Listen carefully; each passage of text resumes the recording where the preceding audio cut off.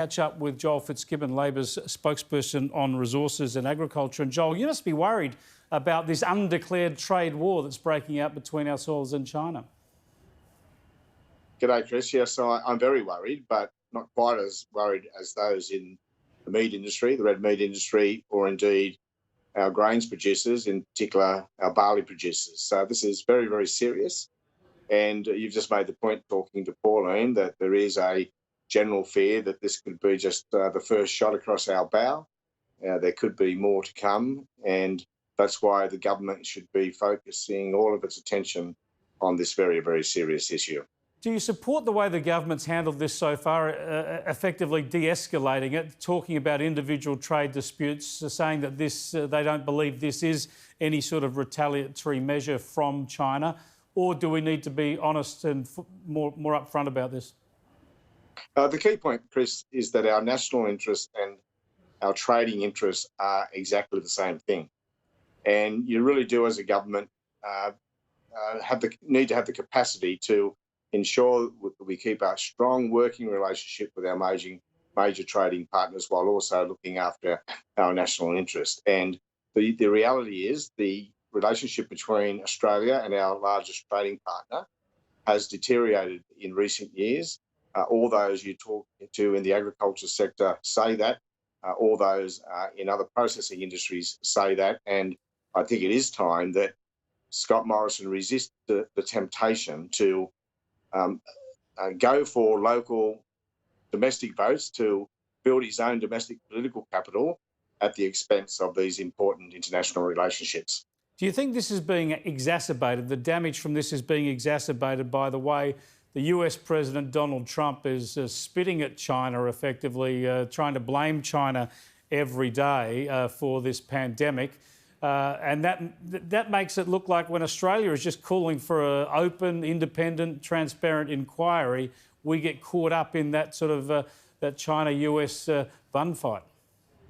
Well, on the second point first, if the Prime Minister had sat down with his officials and asked them what gives us the best chance of securing a independent, transparent inquiry over COVID-19, me going out on my own, beating my chest, or me taking a bit of time to work with our international partners to build some consensus on what an inquiry should look like and then go to the global community more generally, which would work best? I'm sure the officials would say the latter. We need to do this, not get ahead of our partners, do this with our friends and partners, make sure we know what this inquiry looks like before we socialise it with others, including the Chinese. Now, for some reason, the Prime Minister decided to run out ahead of the pack, and I've no doubt that's done further damage. And of course, that does follow some very uneasy relationships in recent months, if not years, between the United States and China. Obviously, the Chinese see us as close friends and allies of the United States, and therefore we are always going to be dragged into that melee.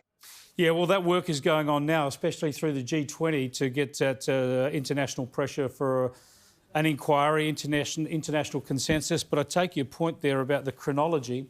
On to the economy today. Labor's been very aggressive on Josh Frydenberg and Scott Morrison for the lack of numbers when it comes to where will our public debt peak at, where will the deficit end up this financial year, what will be the peak in unemployment. You must have some sympathy for the government at the moment. There's so much, such a tumultuous situation, they really just can't get a handle on those numbers. Well, the reality is, Chris, we asked no more of Josh Frydenberg and Scott Morrison than they asked of us during the global financial crisis. I mean, they've had the benefit here of almost absolute bipartisan support.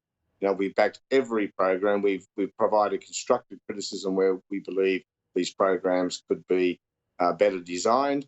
We pushed back when we've seen people fall in between the cracks. But we have been absolutely cooperative throughout this process, and absolutely so.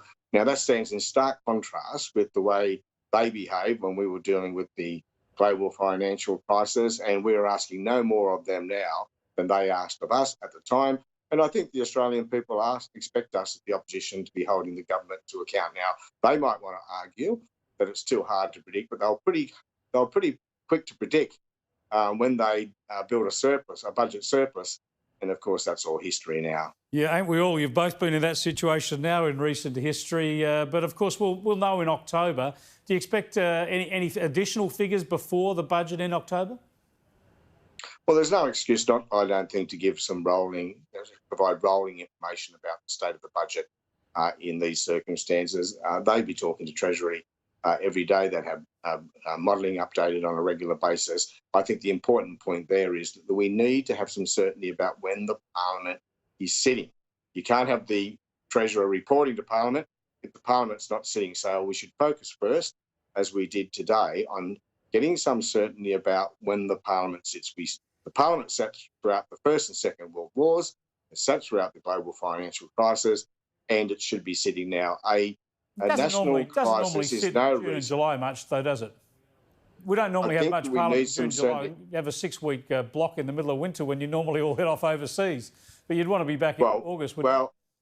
Well, I think we have sat in July. Certainly in the 24 years I've been here, we've sat in July on more than one occasion, but we've lost some sittings.